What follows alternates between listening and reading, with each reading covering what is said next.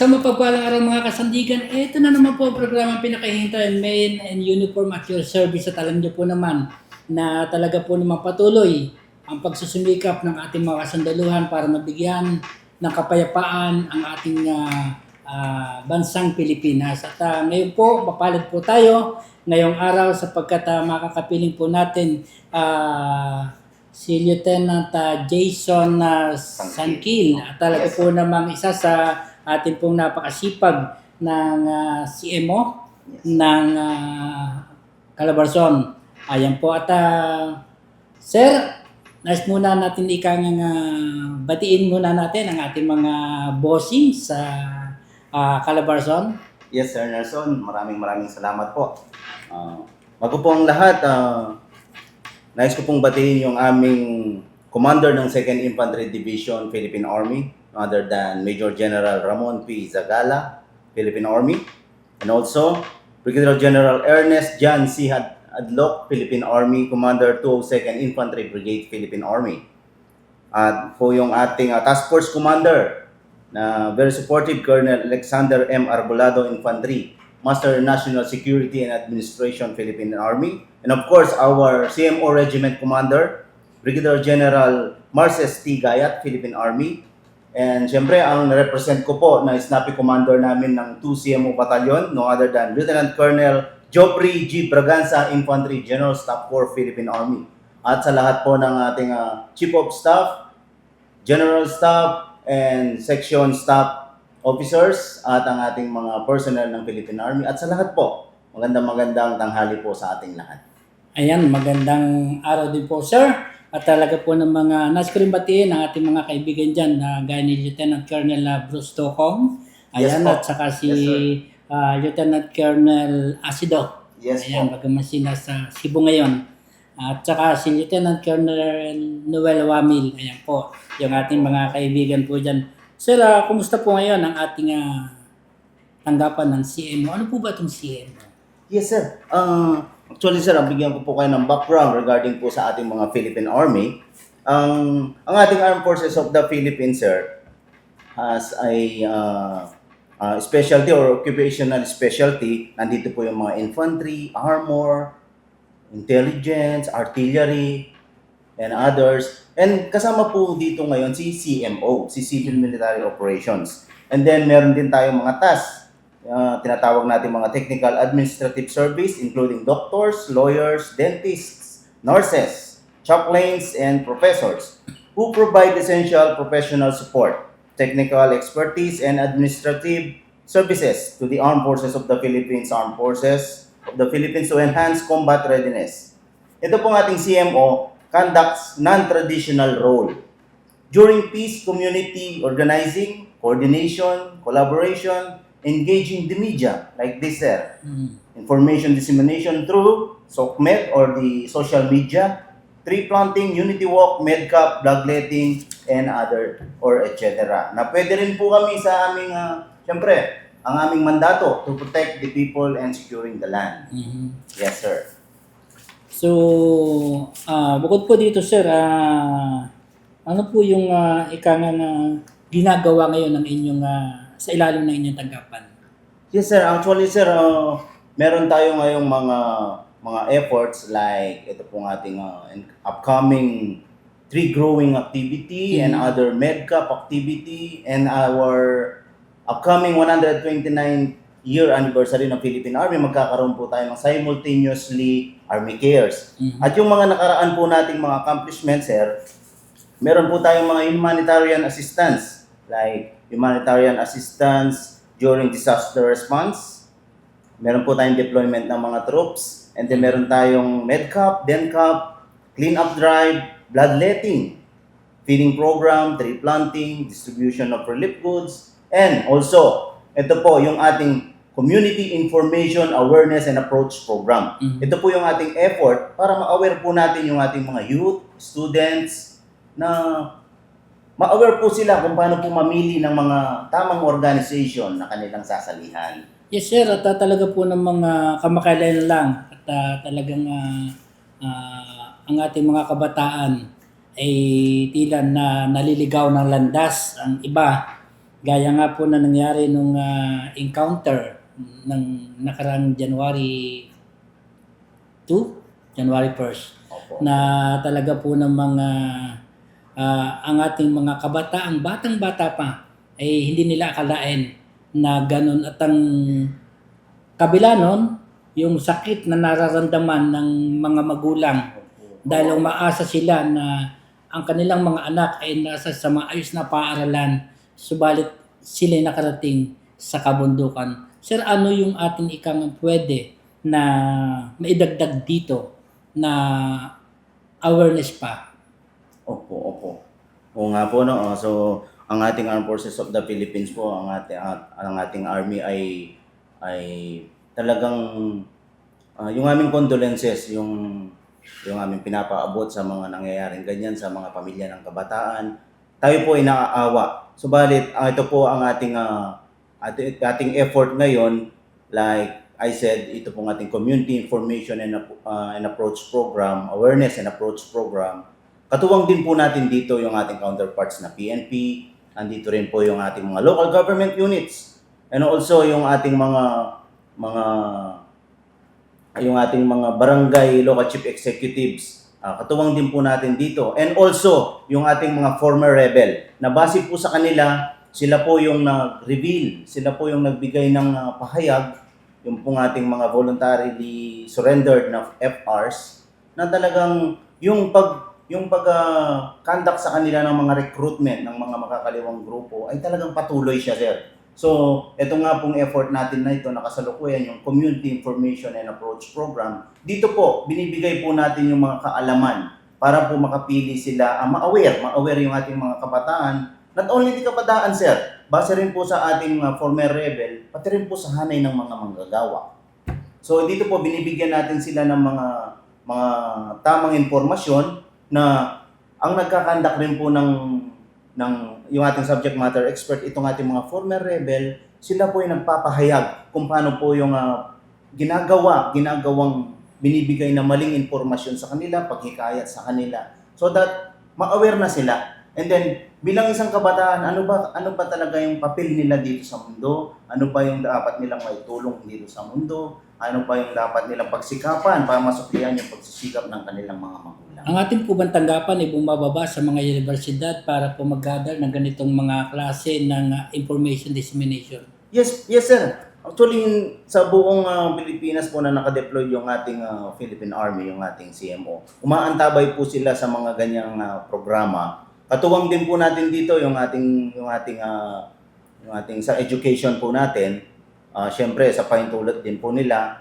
So nakakatuwang natin sila para mag-disseminate ng mga ganitong information awareness drive.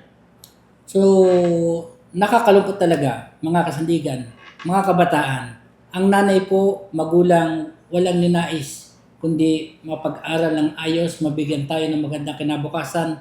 Pero ano po ang nangyayari? May mga pagkakataon po na naging guest ko na dito sa programa. Yung mga nagbalik loob sa atin, sa pamahalaan, sa gobyerno, na mga rebelde. Ano ang mga nangyari? Ikinuwento po nila sa akin yung mga kasaysayan nangyari sa kanila. May mga lalaking kabataan na nakaranas ng gutom, pagpapahirap sa kanila at hindi sila kumakain dahil hindi sila makapagluto kasi baka umusok, makita at masalakay sila. Yun yung kasi mali yung paniniwala na ibinibigay sa kanila. Parang pinasasama nila lalo ang ating gobyerno para galitin ang puso ng bawat mamaitin natin sa puso nila na ganito ang gobyerno natin, pinabayaan tayo ng ating gobyerno para po magalit tayo. So, iba po yun. Ang ating pong gobyerno ay nagkaroon po ng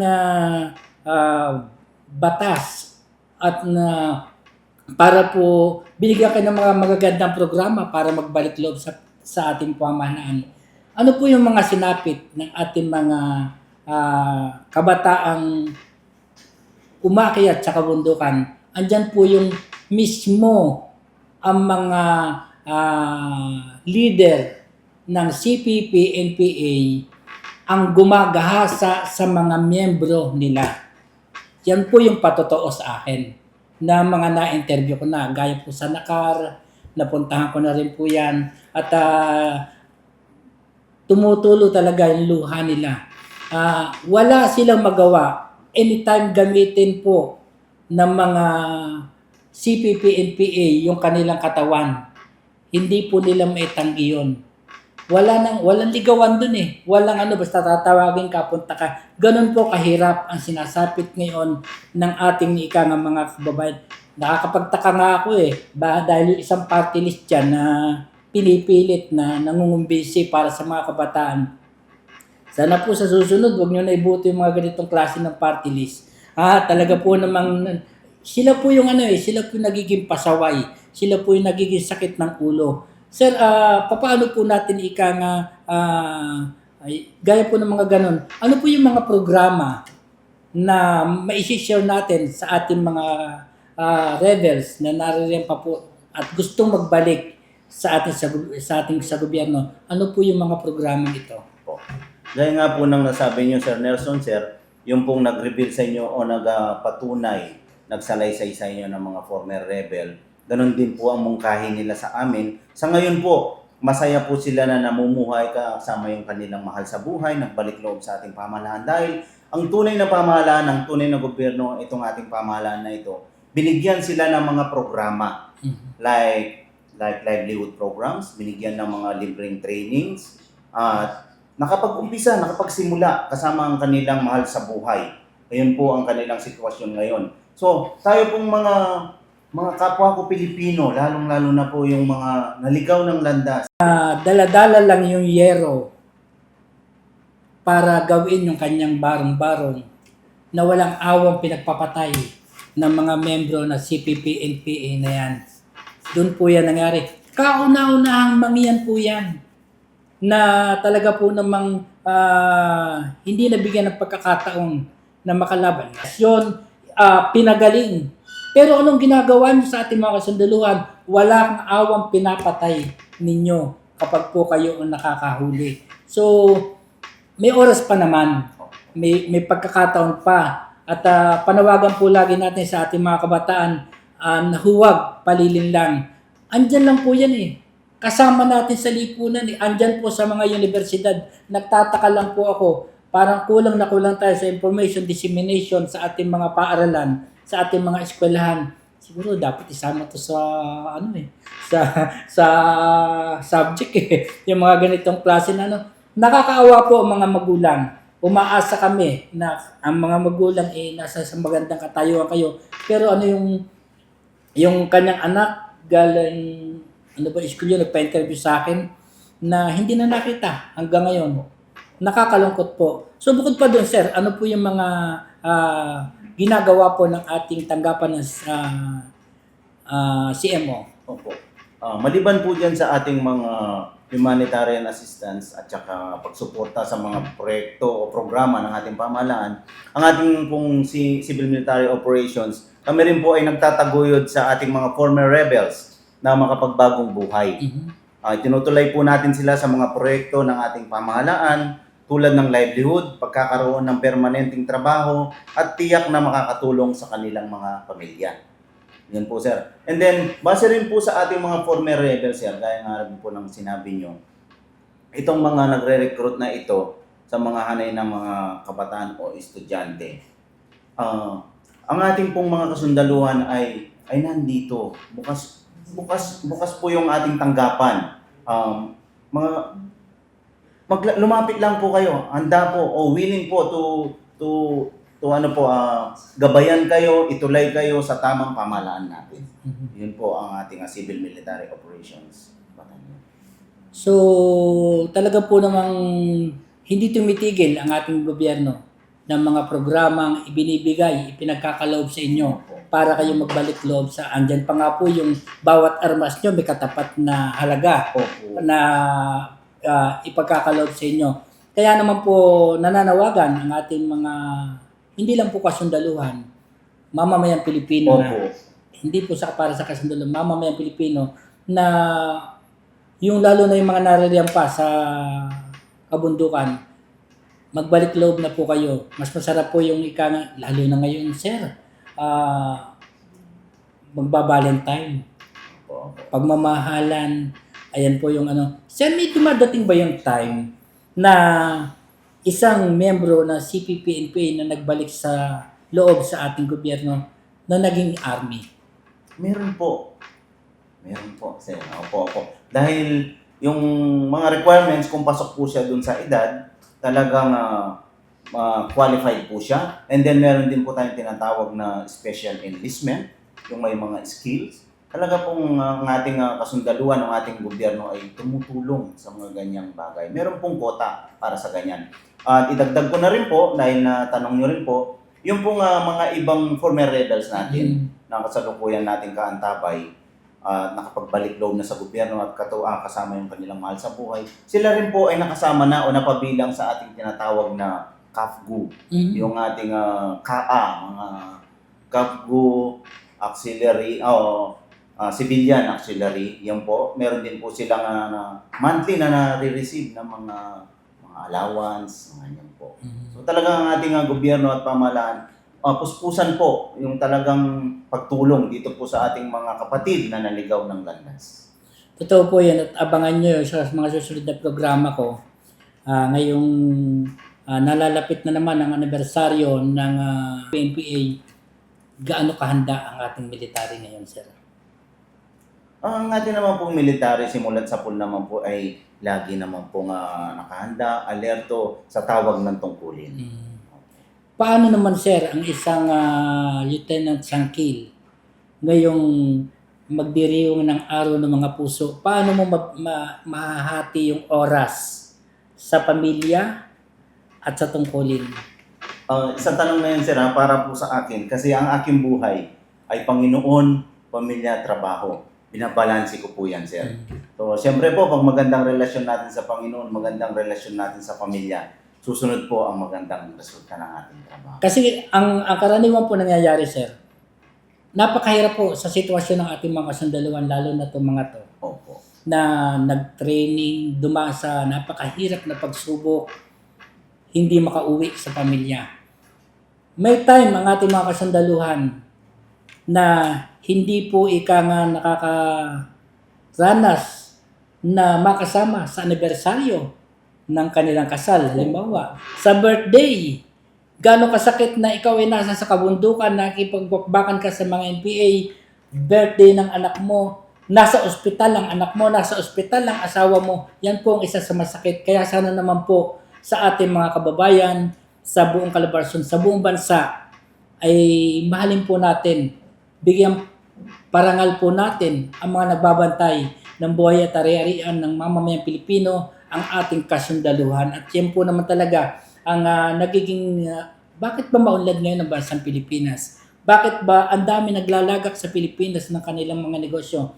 Isa lang po ang dahilan, sa pangangalaga po ng mga tao na to, ng mga naka-uniforme, sa pangangalaga po ng ating kasundaluhan, sila po ay nagkalakas ng loob magkaroon ng maglagak ng puhunan sa ating bansa dahil alam po nila na napakaganda ng peace and order.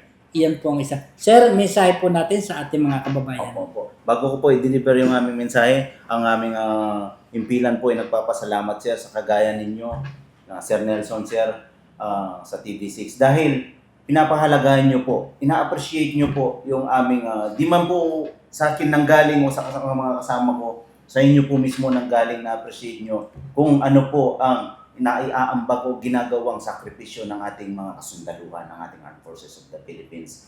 Kaya, mga kapatid, mga kapwa ko Pilipino, tayo po ay magmahalan, tayo po ay magkaisa, isang bansa tayo, tayong mga Pilipino. Magbalik loob na po tayo sa ating pamahalaan, tigilan na po, ihinto na po yung maling prinsipyo o ideolohiya. Dito na po tayo sa tama sa ating pamahalaan. Katuwang nyo po ang inyong Armed Forces of the Philippines. Naghihintay lang po para umantabay sa inyo. Maraming salamat. Magandang tanghali.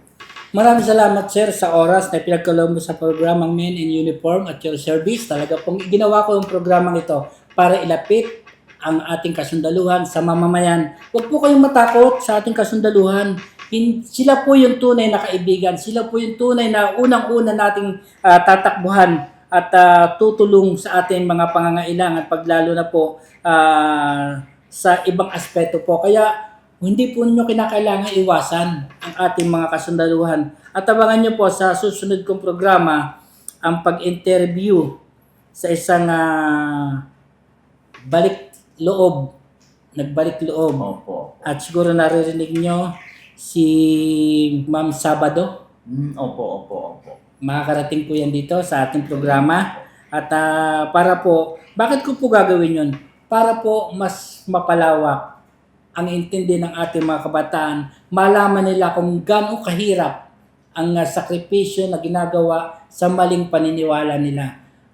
Yung daing ng mga magulang na talaga po namang nadidiyan ang sakripisyo nila. Kaya yun po, asahan po ninyo sa bago po mag-anibersaryo ang CPP-NPA, tandaan nyo naman, ang sundalo po, hindi na natin kailangan tanungin kung handa ba kayo o ilang porsyento. Always ready po yan. Lagi po nakahanda ang ating kasundaluhan, ang ating mga kapulisan. So, isa lang ang panawagan ng ating gobyerno, kapayapaan ang gusto po natin mangyari. Ayaw po natin ng kaguluhan para mas tuloy-tuloy at maramdaman natin yung progreso ng ating bansa. Sir, maraming salamat sa oras na pinagkaloob mo. Bukas po ang Royal Cable TV6 para po sa 2ID Jungle Fighter Division na anuman po yung mga pangangailangan at information dissemination na ipararating natin sa ating pong mga kababayan, katuwang niyo po ang Royal Cable TV6. Maraming salamat po. At ito po yung lingkod, Nelson Di Mapilis, lagi po nagsasabi sa inyo, huwag po tayong maging bahagi ng suliranin, sa halip po tayong maging bahagi ng kalutasan.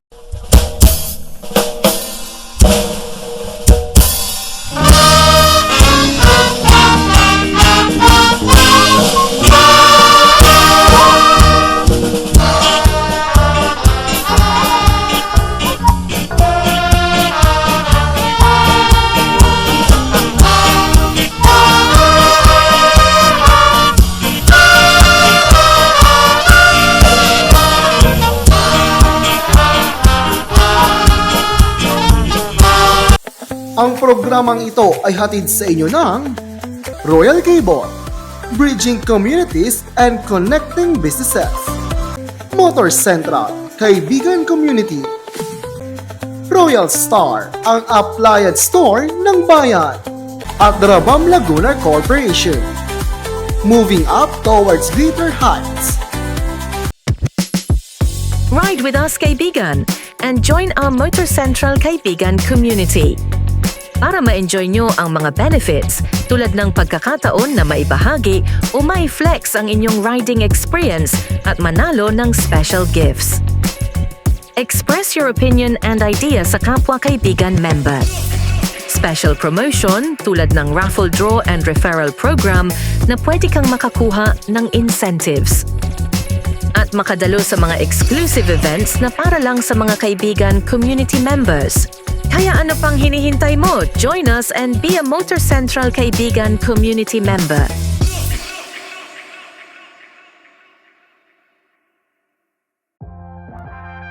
Gusto mo ba ng extra income, kaibigan? Mag-apply na at maging Motor Central online sales agent. Send your requirements sa Motor Central OSAP Recruitment at gmail.com. Motor Central. This is Claudia. She wasn't looking for a love story. She was looking for the perfect summer. But then, boom, sunshine, outfits flirting back, and scents sweeter than a summer crush. In just a hot minute, Claudia fell in love with a Plains and Prince summer. Plot twist? You're next.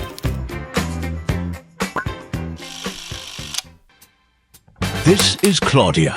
She wasn't looking for a love story. She was looking for the perfect summer.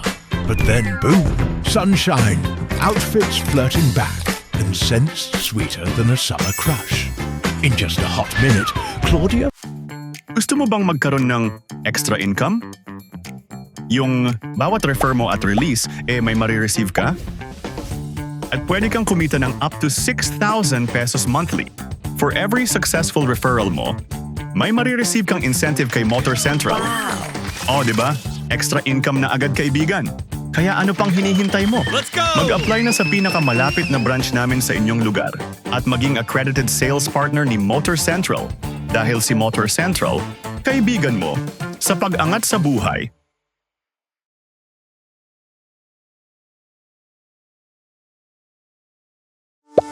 Hirap magbayad sa motor dahil sa sobrang busy? Nadi-delay at nagkaka-penalty? Madali na ngayon, kaibigan. Pwede ka na magbayad sa aming mga payment channels. Kahit saan anumang oras, hustle-free payments, kaibigan. Motor Central.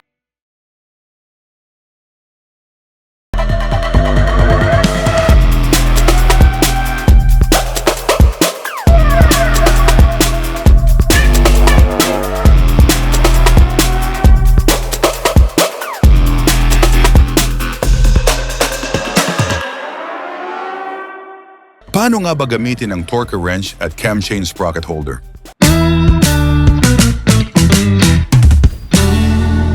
Itanong mo kay Kuya Nico. Kung paano gumamit ng torque wrench natin at saka ng special tools. Makikita nyo dito, meron din kaming libro. Napakita natin sa inyo na standard gano'n dito. Papakita dito na nandito yung Newton meter. Okay, pakinggan nyo rin ng Newton meter. Base dito, 37 Newton meter. Ito sir, special tools natin to. Pwede rin ito sa rotor holder. Pwede rin ito sa well. Ginagamit din natin to. So marami siyang purpose. Cam chain sprocket. Tatlo yung pwede nyo itong paggamitan. Papakita namin sa inyo kung paano to gamitin. So ito, nakaset na yung torque wrench natin na 37 Newton meter. So, pwede nating higpitan yung ating mga nut ng ating CVT like pulley and torque drive. Patulong na lang ako dyan. So ito na yung ano natin, kung paano siya higpitan. Kailangan natin gamitan ng torque wrench para may tamang higpit tayo. So once na tumunog na ang ating torque wrench, ibig sabihin, good na yung torque niya, pinaka-higpit niya. Then tapos na tayo sa torque drive. So ito na, higpitan na natin yung sa pulley.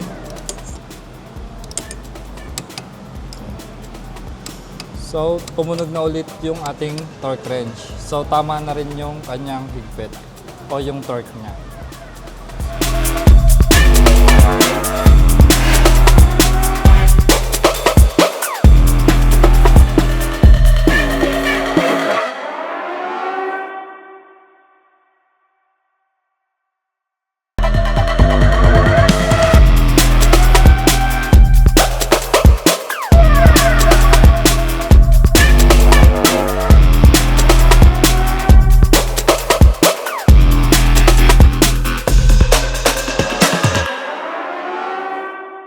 Para saan nga ba ang fuel injector tester and cleaner?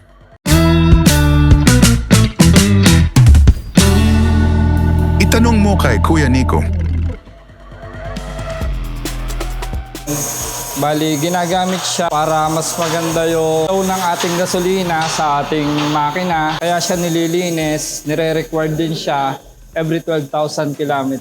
Bali, 1 year din yon ang required natin para malinis tong ating mga FI natin or throttle body natin. Tapos, bali, meron siyang 10 minutes na running time. Gumagamit din tayo ng injector cleaner ng Yamalube para sa paglilinis ng ating fuel injector. Bali, lalagay lang natin siya sa FI machine. Lalagyan lang na injector cleaner sa loob. Then, ilalagay natin tong dalawang wire. Tapos, lalagay siya natin dito sa loob ng FI machine. Then, meron tayong 10 minutes time. Start natin siya. So, kapag may problema naman yung FI natin, fuel injector natin, sinasalang natin siya dito sa ating fuel injector tester machine. Dito sa tube na to, sasalang natin dito yung motor na may problema. Check natin kung bakit siya palyado, doon natin malalaman. Pagkukumparahin natin yung buga ng bago doon sa luma.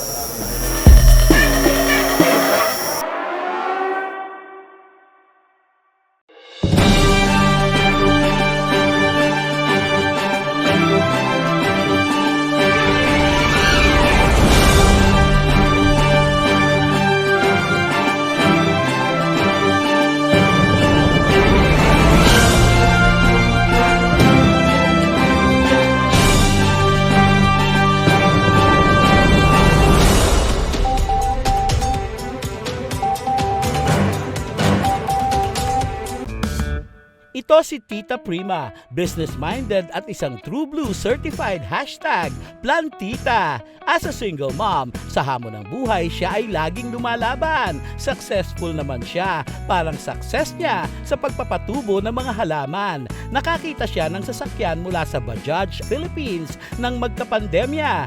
Isang epektibong diskarte ang naisip niya, isang napakagandang opportunity, online plant selling na may kasamang delivery.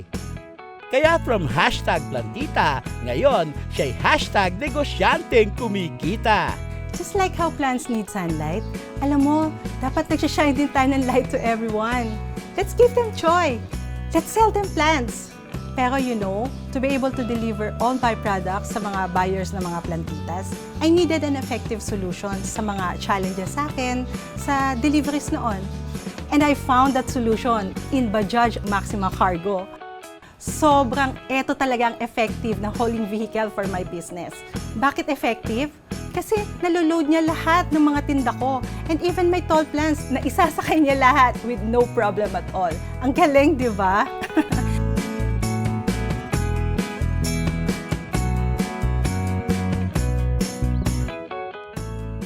So, right now, I'm planning to buy 2 more units kasi parang effective din siya sa mga new business ideas ko like yung Jolly Jeep and mobile internet cafe. Ang galing, di ba? Yung nakapagdala ka na ng joy sa mga customers, kumita ka pa. Ang saya, di ba? Effective!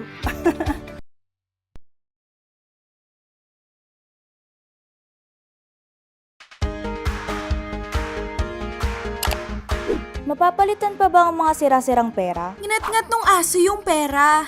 Pwede pa ba palitan? Sila ang aking pera, pero may security trade pa naman. Mapapalitan ba to? Pwede ba magpapalit ng mga sirang pera sa BSP? May mga perang sunog. Mapapalitan pa po ba to? BSP! BSP! BSP! Bigyan ng sagot, please! Ang mga perang tulad nito, ito, at ito ay tinatawag na mga mutilated banknotes. Ang mga mutilated banknotes ay ang mga klase ng pera na sira-sira katulad ng nasunog, inanay, o nginat-ngat ng aso. May mga halaga pa ba ang mga perang ito?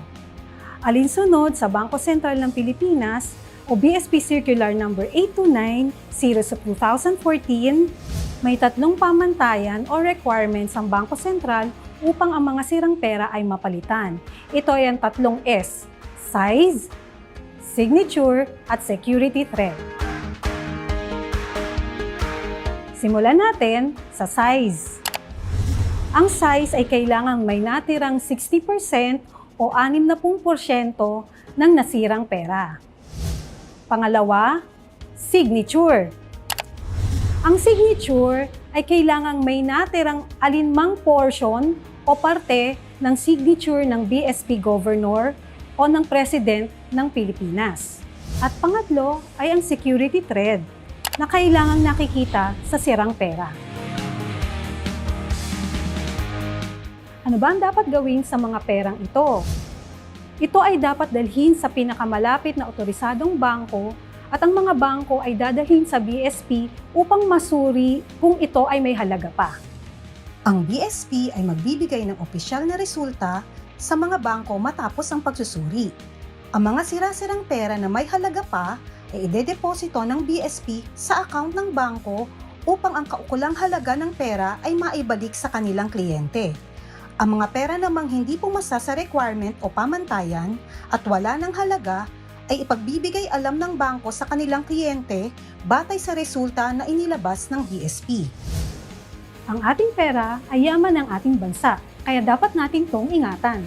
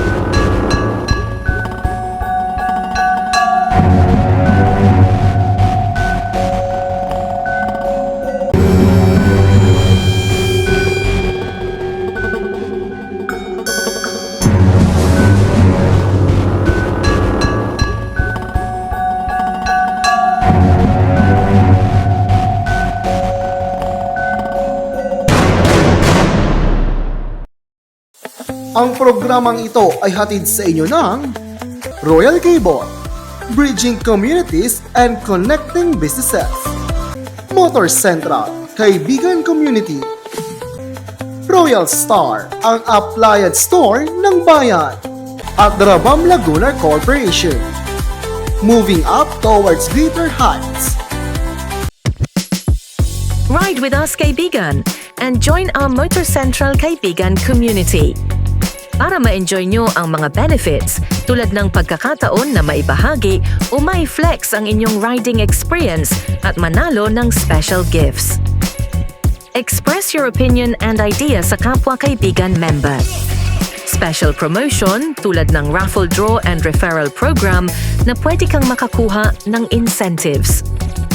At makadalo sa mga exclusive events na para lang sa mga kaibigan community members. Kaya ano pang hinihintay mo? Join us and be a Motor Central Kaibigan community member.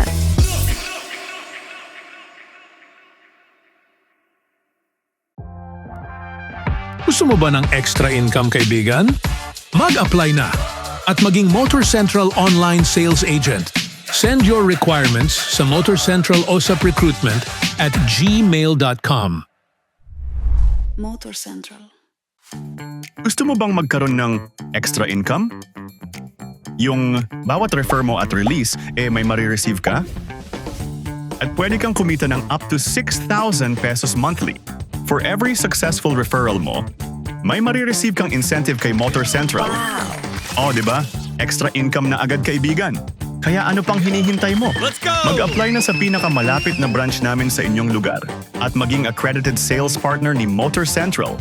Dahil si Motor Central, kaibigan mo sa pag-angat sa buhay.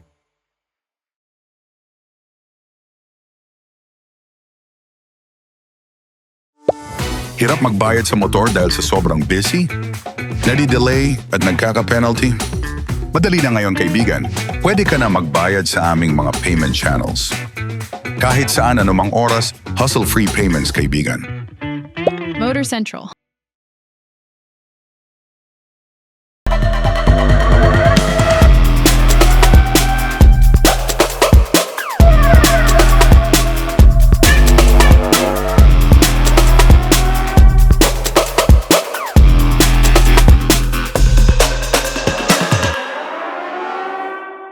Paano nga ba gamitin ang torque wrench at cam chain sprocket holder?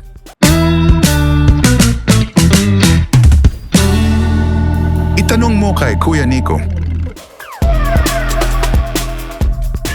Kung paano gumamit ng torque wrench natin at saka ng special tools. Makikita nyo dito, meron din kaming libro. Napakita natin sa inyo na standard gano'n dito. Papakita dito na nandito yung Newton meter. Okay, ipakita na ng Newton meter. Base dito, 37 Newton meter. Ito sir, special tools natin to. Pwede rin ito sa rotor holder. Pwede rin ito sa bell. Ginagamit din natin to. So marami siyang purpose. Cam chain sprocket. Tatlo yung pwede nyo itong paggamitan. Papakita namin sa inyo kung paano to gamitin. So ito, nakaset na yung torque wrench natin na 37 Newton meter. So pwede nating higpitan yung ating mga nut ng ating CVT like pulley and torque drive. Patulong na lang ako dyan. So ito na yung ano natin, kung paano siya higpitan. Kailangan natin gamitan ng torque wrench para may tamang higpit tayo. So once na tumunog na ang ating torque wrench, ibig sabihin, good na yung torque niya, pinakahigpit niya. Then tapos na tayo sa torque drive. So ito na, higpitan natin yung sa pulley.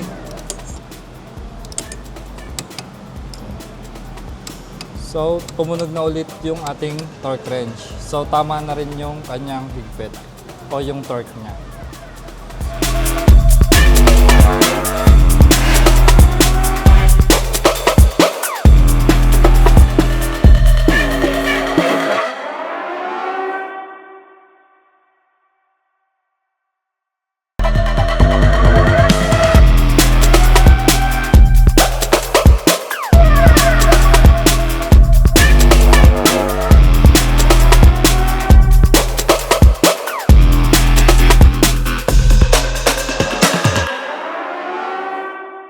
Para saan nga ba ang fuel injector tester and cleaner?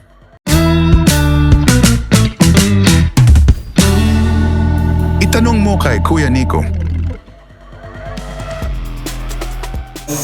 Bali, ginagamit siya para mas maganda yung flow ng ating gasolina sa ating makina. Kaya siya nililinis, nire-required din siya every 12,000 km. Bali, 1 year din yon ang required natin para malinis tong ating mga FI natin or throttle body natin. Tapos, bali, meron siyang 10 minutes na running time. Gumagamit din tayo ng injector cleaner ng Yamalube para sa paglilinis ng ating fuel injector. Bali, lalagay lang natin siya sa FI machine. Lalagyan lang na injector cleaner sa loob. Then, ilalagay natin tong dalawang wire.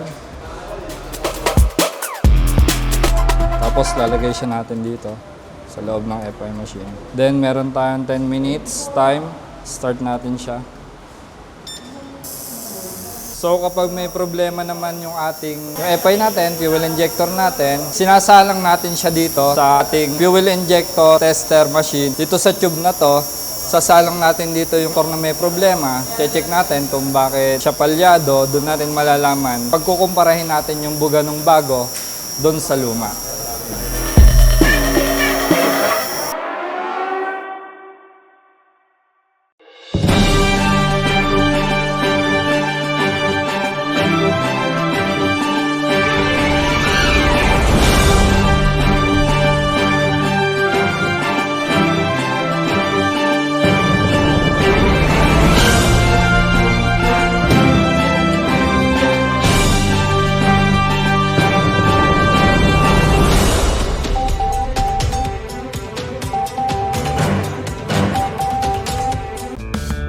Ito si Tita Prima, business-minded at isang True Blue certified #PlanTita. As a single mom, sa hamon ng buhay siya ay laging lumalaban. Successful naman siya, parang success niya sa pagpapatubo ng mga halaman. Nakakita siya ng sasakyan mula sa Bajaj Philippines nang magkapandemya. Isang epektibong diskarte ang naisip niya, isang napakagandang opportunity, online plant selling na may kasamang delivery. Kaya from #PlanTita, ngayon siya'y #negosyanteng kumikita. Just like how plants need sunlight, alam mo, dapat nagsashine din tayo ng light to everyone. Let's give them joy. Let's sell them plants. Pero you know, to be able to deliver all my products sa mga buyers ng mga plantitas, I needed an effective solution sa mga challenges sa akin sa deliveries noon. And I found that solution in Bajaj Maxima Cargo. Sobrang eto talagang effective na hauling vehicle for my business. Bakit effective? Kasi naloload niya lahat ng mga tinda ko and even my tall plants na isasakay niya lahat with no problem at all. Ang galing, di ba?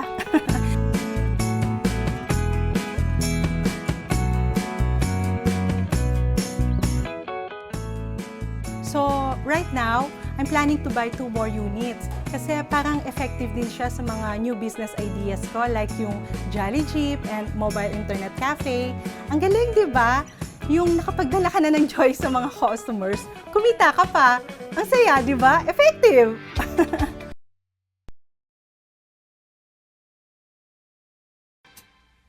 This is Claudia. She wasn't looking for a love story. She was looking for the perfect summer. But then, boom, sunshine, outfits flirting back, and scents sweeter than a summer crush. In just a hot minute, Claudia fell in love with a plains and prince summer. Plot twist? You're next.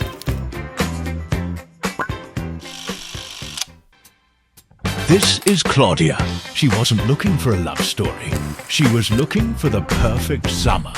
But then, boom, sunshine, outfits flirting back, and scents sweeter than a summer crush. In just a hot minute, Claudia fell in love with a plains and prince summer. Plot. Mapapalitan pa ba ang mga sira-sirang pera? Ngat-ngat nung aso yung pera. Pwede pa ba palitan? Sila ang aking pera, pero may security trade pa naman. Mapapalitan ba to? Pwede ba magpapalit ng mga sirang pera sa BSP? May mga perang sunog. Mapapalitan pa po ba to? BSP! BSP! BSP! Bigyan ng sagot, please! Ang mga perang tulad nito, ito, at ito ay tinatawag na mga mutilated banknotes. Ang mga mutilated banknotes ay ang mga klase ng pera na sira-sira katulad ng nasunog, inanay, o nginat-ngat ng aso. May mga halaga pa ba ang mga perang ito? Alinsunod sa Bangko Sentral ng Pilipinas o BSP Circular No. 829, Series of 2014, may tatlong pamantayan o requirements ang Bangko Sentral upang ang mga sirang pera ay mapalitan. Ito ay ang tatlong S: size, signature, at security threat. Simulan natin sa size. Ang size ay kailangang may natirang 60% o 60% ng nasirang pera. Pangalawa, signature. Ang signature ay kailangang may natirang alinmang portion o parte ng signature ng BSP Governor o ng President ng Pilipinas. At pangatlo ay ang security thread na kailangang nakikita sa sirang pera. Ano ba ang dapat gawin sa mga perang ito? Ito ay dapat dalhin sa pinakamalapit na otorisadong bangko at ang mga bangko ay dadalhin sa BSP upang masuri kung ito ay may halaga pa. Ang BSP ay magbibigay ng opisyal na resulta sa mga bangko matapos ang pagsusuri. Ang mga sira-sirang pera na may halaga pa ay idedeposito ng BSP sa account ng bangko upang ang kaukulang halaga ng pera ay maibalik sa kanilang kliyente. Ang mga pera namang hindi pumasa sa requirement o pamantayan at wala ng halaga ay ipagbibigay alam ng bangko sa kanilang kliyente batay sa resulta na inilabas ng BSP. Ang ating pera ay yaman ng ating bansa, kaya dapat natin itong ingatan.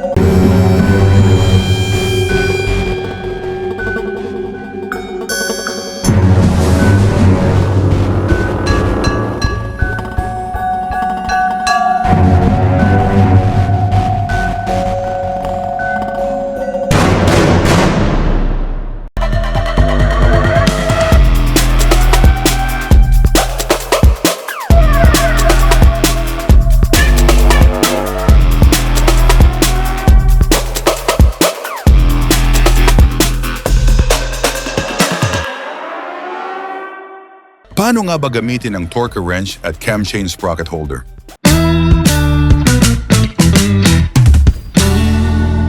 Itanong mo kay Kuya Nico. Kung paano gumamit ng torque wrench natin at saka ng special tools.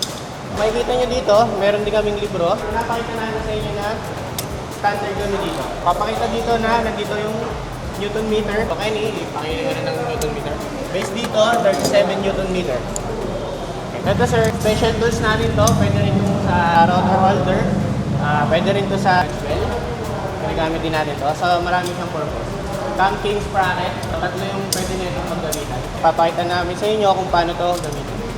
So ito, nakaset na yung torque wrench natin na 37 Newton meter. So pwede nating higpitan yung ating mga nut ng ating CVT like pulley and torque drive. Patulong na lang ako dyan.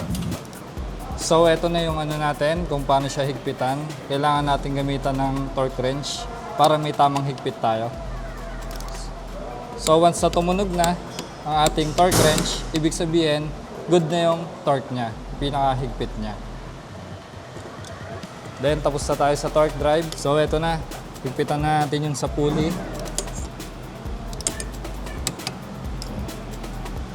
So, tumunog na ulit yung ating torque wrench. So, tama na rin yung kanyang higpit o yung torque niya.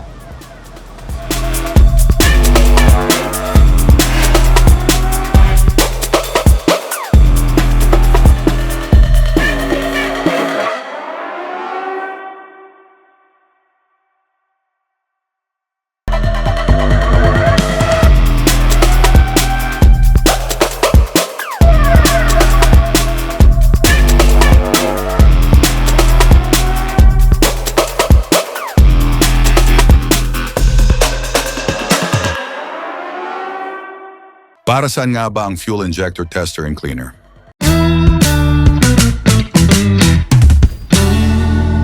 Itanong mo kay Kuya Nico.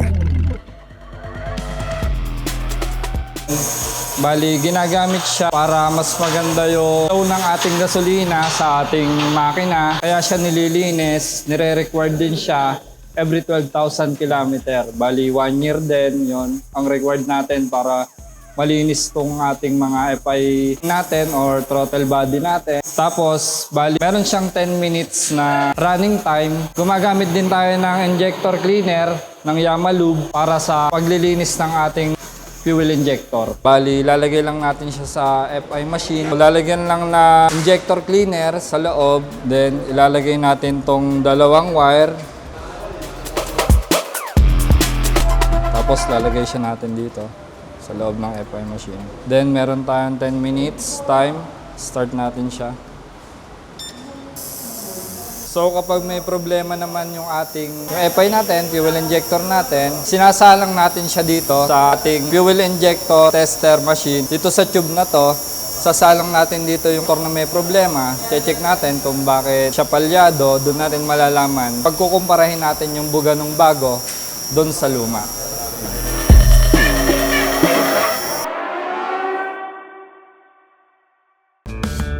Ito si Tita Prima, business-minded at isang True Blue certified #PlanTita. As a single mom, sa hamon ng buhay, siya ay laging lumalaban. Successful naman siya, parang success niya sa pagpapatubo ng mga halaman. Nakakita siya ng sasakyan mula sa Bajaj Philippines nang magkapandemya. Isang epektibong diskarteng naisip niya, isang napakagandang opportunity, online plant selling na may kasamang delivery. Kaya from #PlanTita, ngayon siya'y #negosyanteng kumikita. Just like how plants need sunlight, alam mo, dapat nagsashine din tayo ng light to everyone. Let's give them joy. Let's sell them plants. Pero you know, to be able to deliver all my products sa mga buyers ng mga plantitas, I needed an effective solution sa mga challenges sa akin sa deliveries noon. And I found that solution in Bajaj Maxima Cargo. Sobrang eto talagang effective na hauling vehicle for my business. Bakit effective? Kasi naloload niya lahat ng mga tinda ko and even my tall plants na isasakay niya lahat with no problem at all. Ang galing, di ba?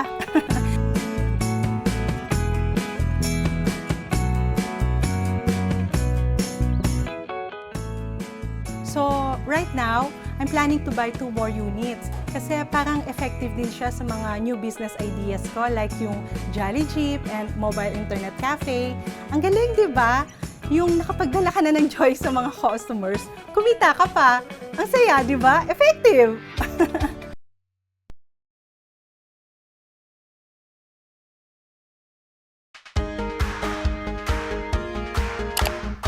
Mapapalitan pa ba ang mga sira-sirang pera? Nginat-ngat nung aso yung pera. Pwede pa ba palitan? Sira ang aking pera, pero may security trade pa naman. Mapapalitan ba to? Pwede ba magpapalit ng mga sirang pera sa BSP? May mga perang sunog. Mapapalitan pa po ba to? BSP! BSP! BSP! Bigyan ng sagot, please! Ang mga perang tulad nito, ito, at ito ay tinatawag na mga mutilated banknotes. Ang mga mutilated banknotes ay ang mga klase ng pera na sira-sira katulad ng nasunog, inanay, o nginat-ngat ng aso. May mga halaga pa ba ang mga perang ito? Alinsunod sa Bangko Sentral ng Pilipinas o BSP Circular No. 829, Series of 2014, may 3 pamantayan o requirements ang Bangko Sentral upang ang mga sirang pera ay mapalitan. Ito ay ang 3 S: size, signature, at security threat. Simulan natin sa size.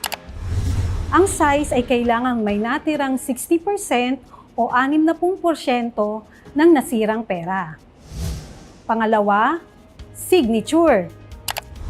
Ang signature ay kailangang may natirang alinmang portion o parte ng signature ng BSP Governor o ng President ng Pilipinas. At pangatlo ay ang security thread na kailangang nakikita sa sirang pera. Ano ba ang dapat gawin sa mga perang ito? Ito ay dapat dalhin sa pinakamalapit na otorisadong bangko at ang mga bangko ay dadalhin sa BSP upang masuri kung ito ay may halaga pa. Ang BSP ay magbibigay ng opisyal na resulta sa mga bangko matapos ang pagsusuri. Ang mga sira-sirang pera na may halaga pa ay idedeposito ng BSP sa account ng bangko upang ang kaukulang halaga ng pera ay maibalik sa kanilang kliyente. Ang mga pera namang hindi pumasa sa requirement o pamantayan at wala ng halaga ay ipagbibigay alam ng bangko sa kanilang kliyente batay sa resulta na inilabas ng BSP. Ang ating pera ay yaman ng ating bansa, kaya dapat natin itong ingatan.